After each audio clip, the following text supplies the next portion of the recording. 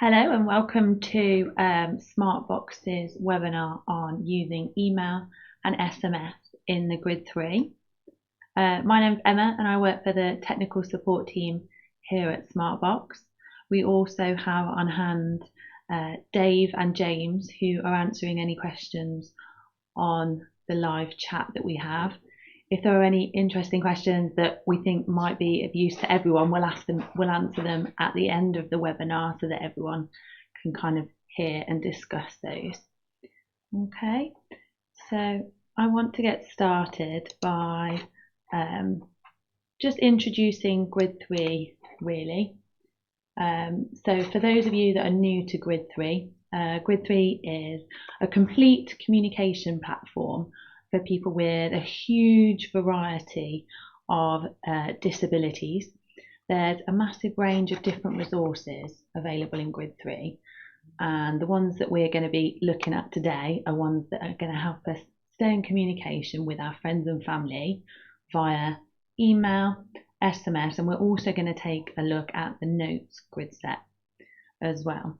Okay, so the grid sets that we're looking at are all standard Smartbox grid sets, so they're all made by Smartbox in-house, and they're all part of the accessible apps. You can add them at any point by going into Grid Explorer and adding them in. I'm going to show you that in a while. So the email and the SMS grid sets are designed for both literate and symbol users. As with the entirety of Grid 3, they're aimed at different access methods, so eye gaze, switching, head mice, etc. They can all be accessed via those methods. A lot of the grid sets that we're going to look at today are also available as part of Fast Talker, which is an all-in-one solution for literate users. So if I just quickly open this, you can see here we've got SMS and email options within Fast Talker, as well as in the accessible apps folder within Grid 3. So the page I'm on at the moment, this blue home page in Grid 3, is what we call Grid Explorer. When you first make a user, you have the option to choose what grid sets that you want to add into Grid 3. If you chose the accessible apps option, you'll already have this folder here with your SMS and your email grid sets, as well as your notes one there. If you didn't add them in, not a problem at all. You can add them in, like I said, at any point from Grid Explorer, so the blue home page, by going up to the menu and then going to add grid sets. And then you'll see an option for accessible apps. And here you can see you can add in any of the accessible apps grid sets. So you can have more than one and duplicate them or replace them if you don't have them. Okay. So the grid sets we're going to focus on are the email and notes and SMS. You'll see here we've got simple SMS as well as SMS. The only difference between those is that simple SMS and simple email is aimed at symbol users, and email and SMS are aimed at literate users. We're going to focus on the literate ones today because they do the same. There's just they're just a little simplified for the symbol users. Okay, so I'm going to go into SMS first, and we're going to look at how to set up a mobile phone with Grid 3. So Grid 3 support Android phones for the use of texting and phoning. We use a third-party software made by a company called Just Remote Phone. So to pair your phone with Grid 3, you will need the Just Remote Phone software too. So we're going to head to the website now that's got instructions on how to set up your mobile phone. So to find the article, you can just search for mobile and you'll find this article here that's going to tell us how to set up our mobile phone with Grid 3. You've got a link to the app and the software that we need to pair our phone with Grid 3. I'm going to walk you through these steps now on how to pair them. Okay, so this is the Just Remote Phone website. As you can see, there's a lot of information. The main things that we're going to need today is the app for our Android phone and the software for our device with Grid 3. Okay, so there's two different app options. We've got remote phone call and we've got remote phone call trial. If you've never used your phone with call center or the Grid 3 before, I would suggest downloading the trial, as this is free of charge for 15 days and it will allow you to see how well you get on with it before you decide to purchase it. I think it's under £5, or like I said, you can use the trial for 15 days. So to download the app, you can either use the link which is on the website here, or you can head to the Google Play Store on your phone and you can just search Just Remote Phone, and you can see here we've got the two options for the app. We've got remote phone call or remote phone call trial. Remote phone call is £4.90 and remote phone call trial is going to be free for the 15 days that we use it. Okay, so I'm going to download that onto my phone now. And as you can see, the app has downloaded and I've got a 15-day trial, which is perfect. Okay. Once I've done that, I also need to make sure I have the software on my device. So to do that, all I need to do is click on this link, run through the installer, and that will install the call center software for me.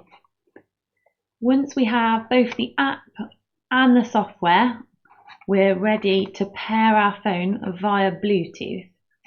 So I'm going to open Windows Settings. And as you can see here, I've gone into Bluetooth and I've got the options to pair a device. Now my phone is already paired here. But if you're pairing a device for the first time, you've got the option here to add Bluetooth or other device. Now what you'll need to do to ensure that your device is discovered is open Settings on your phone, head to Bluetooth, make sure it's turned on, and then on a lot of phones you need to keep that page open in order for your phone to be discoverable by the device we're trying to pair it with. Okay, so once you've searched for Bluetooth devices on the computer, you can select the phone. It will come up with a code. You need to confirm that the code is both the same on the phone and the computer, and then you can pair them both. Okay, so once we've paired, it'll appear in my list of paired devices here, and it will show as connected. So when I've finished pairing it via Bluetooth, if I open Call Center, you can see here. So initially, you won't have any text or a phone connected. We'd need to go into Settings, which is this spanner. We can then choose the phone from the drop-down menu in the Settings in Call Center. So we've got two options, and we need to ensure that we're choosing the Android options because we've got an Android phone with the Android app, and it should have the name of our phone there. Okay, so that will show as soon as it's paired via Bluetooth, your phone will show there. Okay, so we're going to press OK.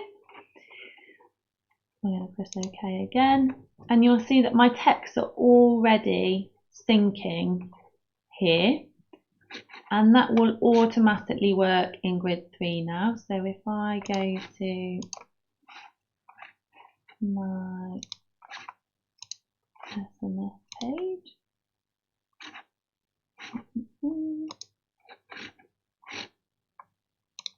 it should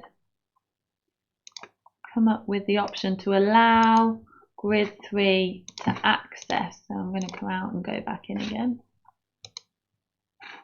Allow access to call center.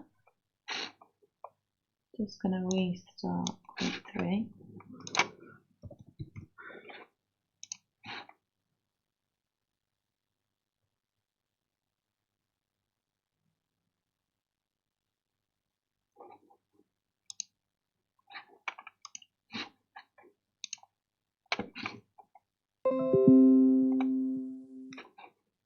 So it's opened up on my screen. So I can't move it over at the moment, but it's coming up with an error that says the following application requests access to call center, and all it's asking for is just to give permission for grid 3 to access call center. So I'm going to grant that, and I'm going to select remember answer because I don't want this window to keep appearing. So I'm going to select grant. And then you will then see that my text will start appearing in grid 3. So quite easily there, we've just paired the mobile phone to the device, and now all our texts are syncing. Okay, so when the device is turned on, if the phone is near, they should automatically pair. So once that process is done, it wouldn't need to be a process that needs to be repeated. It should automatically connect from here on out. So let's have a look now at the SMS grid set. So this big window in the middle is where you can see texts that have been sent and received. And then these options down each side are the ones that allow us to access those messages. So we've got previous and next, which allow me to scroll through my different messages. So let's open this one. And you can see here the messages that I've received from my contact here.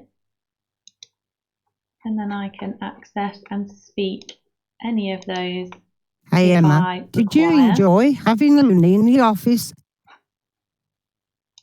And go back. We also have the option here to reply. So if I wanted to reply to Jude, you can see it's automatically chosen the contact because I'm replying. And so it was good. Thanks. And I've got an option here to change my mind or continue with my text. And you can see I've replied there. I also have the option to create a brand new text message. The contacts that you see here will be related to which contacts you have saved in grid 3 with a mobile phone number. Okay, so to add a contact, you can go down to the left corner here. You've got the option to edit a contact as well as create a brand new contact. If we look at new contact, you can type in the name, number, and email address for a contact and save them, and they will automatically appear in this window here. So for this example, I'm going to choose James. I'm going to write my message.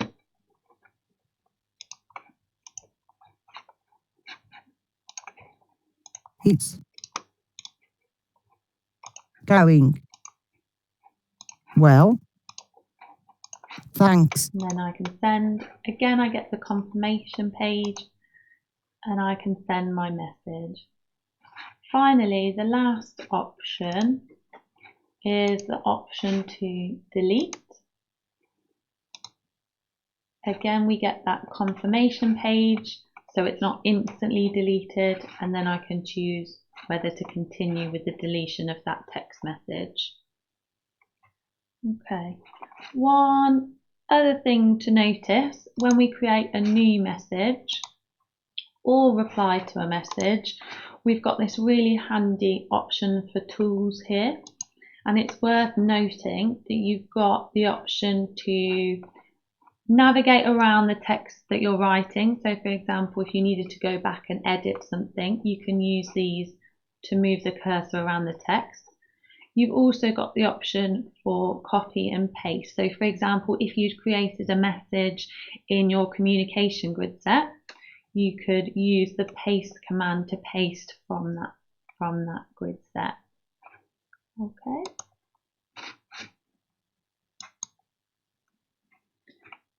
So that is a whistle-stop tour of the SMS grid set and how to pair your phone. We're going to look at how to set up for email now. So to set up an email account, you'll need to go into the settings. So to access settings, we go to menu and then settings. Setting up an email address will be under the account option in settings. We'll need to select email, and then you can see we've got the options to set up an account here. Grid 3 uses IMAP and SMTP, so provided your email account supports that, then you'll be able to use it in Grid 3. We've got a number of different IMAP and SMTP settings already configured, so that means we've already put in those settings for you. If you have a Gmail account, Outlook or Hotmail or a Yahoo account. If your account is a different account, you would need to use the IMAP and SMTP account here, and then you'd need to manually input those settings. A lot of the settings for different email providers can be found on our website, and we're going to look at those in a minute. But for the purposes of this webinar, we're going to use a Gmail account. That's quite a common one here. So I'm going to type in my email address.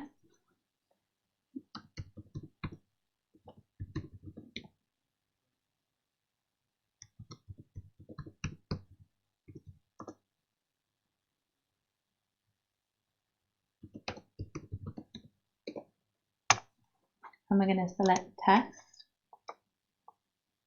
And that says connection successful. Now, normally with a Gmail account, you'd need to put in your email address and your password.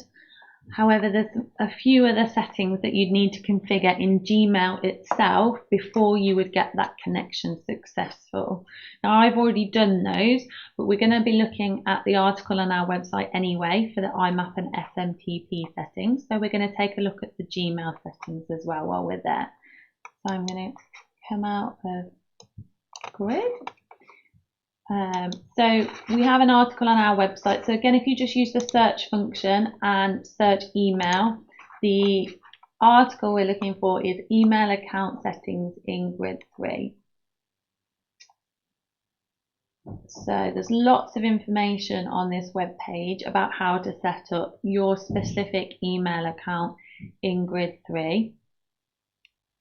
So for example, you can see here the correct SMTP and IMAP settings needed for an iCloud account. But going back to Gmail, there's a few specific settings that you'll need in order for your Gmail account to be successful in Grid 3. So we're going to look at how to do those now. Okay, so the first one is how to allow less secure apps. So you would need to sign into Gmail with your email address and password. You would then need to select your account in this corner here and select Google account. We have an option here for security, so we need to select that. We need to ensure that these options here, use your phone to sign in and two-step verification, are turned off if we want to be able to sign in with this account in Grid 3. We also need to ensure that less secure app access is turned on, and this is definitely turned off by default. So we need to ensure that this is turned on if we wish Grid 3 to be able to access our emails. So definitely make sure that's turned on. The other settings we need to do in Gmail is to enable IMAP. So to do that, we go back to Gmail and we go to settings, and you can see there's a tab here for forwarding, POP and IMAP. We select that tab. We need to make sure that IMAP is enabled. Okay, and then we can save our changes, and then when we go back to grid 3 we should get that connection successful. Just one more note while we're setting up a Gmail account, sometimes you get critical security alerts like this one here, and it's just notifying us on this occasion that access for less secure apps has been turned on, but occasionally you might get the option where you have to agree that the login in grid 3 is you.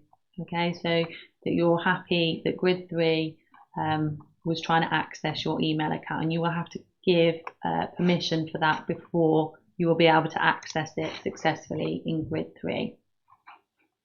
So once you've done that and we have connection successful like so, our emails will automatically start syncing in grid 3. So let's take a look at the email grid set.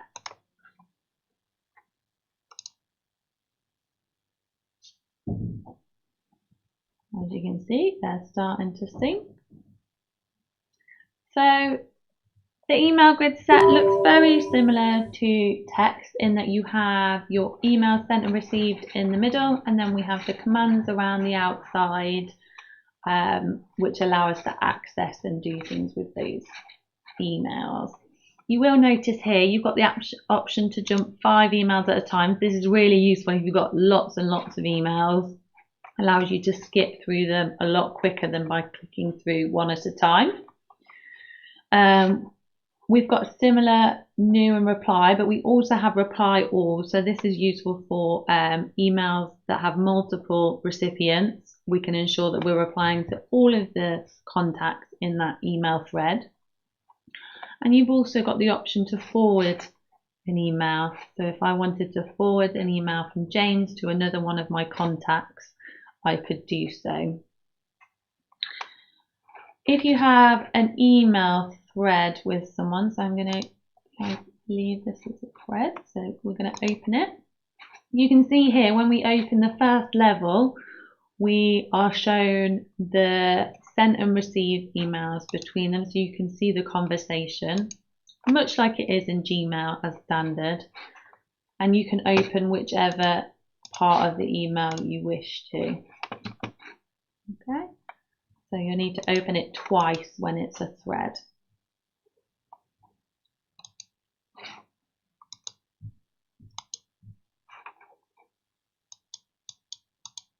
So this email here actually has an attachment. So to access that attachment, I open the email, scroll down until I can see that the attachment is actually highlighted. I can then select open again, and as you can see, that's opened the attachment. Now grid 3 supports JPEG attachments, so you'll be able to send and receive JPEGs, which are images. You can also save them by selecting that option here. When you're saving an attachment, you'll just need to ensure that that attachment is selected before you select save, and then you will be able to save, like so. Okay, again, that is a whistle-stop tour of the email grid set. And we're going to move on to notes. So we're going to go back to Grid Explorer, and we're going to go to the notes grid set. So the notes grid set is great for schoolwork, writing letters, writing speeches, books, as it allows us to write longer pieces of text and come back to them and edit them and view them at any point. So it's effectively allowing us to save a note document in Grid 3. So this panel down the left hand side where it says new document is where our list of notes will show. And then these options will allow you to scroll through those. And then we have the option here to create a new one, to edit one, or delete one. So let's have a go at making a document. So I'm going to draft an email that I want to keep and maybe not send instantly. I'm going to come back to it and add to it at any point. Hey, there.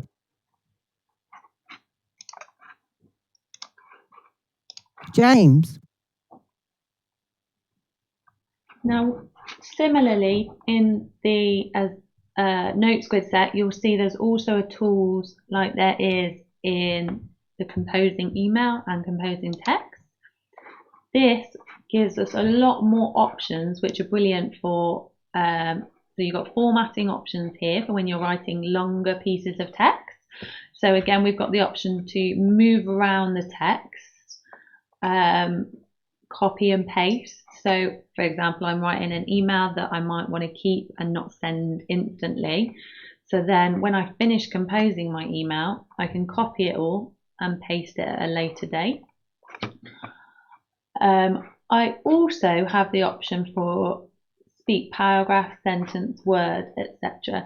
So these are fantastic for if you're writing a speech, for example, as it would allow you to speak a sentence at a time, a paragraph at a time, so you can wait, for example, for an audience reaction to what you're saying before you decide to speak the next paragraph or the next sentence. Or you can even go back a paragraph or a sentence and speak it again if they didn't hear what you said. So those are really good options for when you're speaking large pieces of text. So here on the right, when we come back out of tools, you can see we've got the option to save. So if we select that, you can see the note that we've just created is still there. If we go out to Grid Explorer and then come back to Notes, that note is still there again, and we can go back into it and we can edit it as much as we like. So I'm going to show you now how you would paste this into an email, for example. So we're going to go to Tools, we're going to copy that. We're going to go back and back to Grid Explorer. I'm going to go to my email grid set.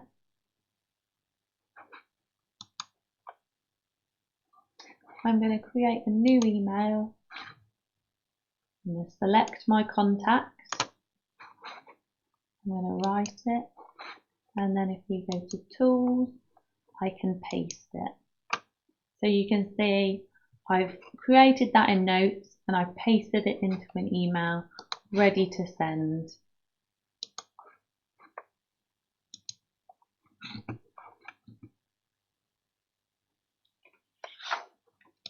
Okay, so that was a really nice way of me storing text to access at a later date or put it into another grid set.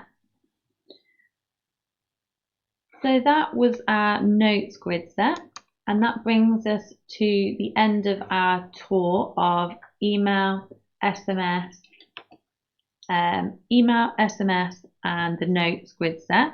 We've got 5 minutes for questions now, or a couple of minutes rather, for questions now. So if you want to send those through, we can answer them. I think we've already got some questions that have been asked, so I'm going to answer those for you. So Abby has asked about iPhones.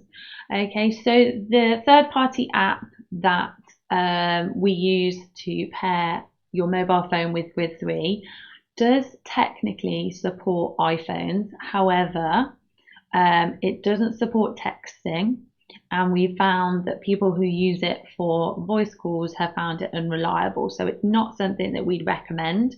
Most of our users would be require SMS. So for that, we would recommend using the Android phone, which is reliable and allows them to text and phone efficiently. In terms of other Android phones that we'd recommend, so this one here is a Motorola Moto 4. I don't believe it's that expensive. Another phone that we recommend, let me find you a link, is the Alcatel Pixie. Again, it's not an expensive phone. Here we go, I'll put that on the screen now for you. Alcatel Pixie, it's very reasonable price and it allows you to do all the things you require, text, phone. You can also have WhatsApp on there and use the WhatsApp grid set if you require. So Android in terms of functionality and reliability are the way to go. I think that's all the questions we have for today. If you have any more questions, I'm going to put up my email address now. Feel free to email myself or the support team with any questions you have about anything we've covered today or anything else, and we can get back to you.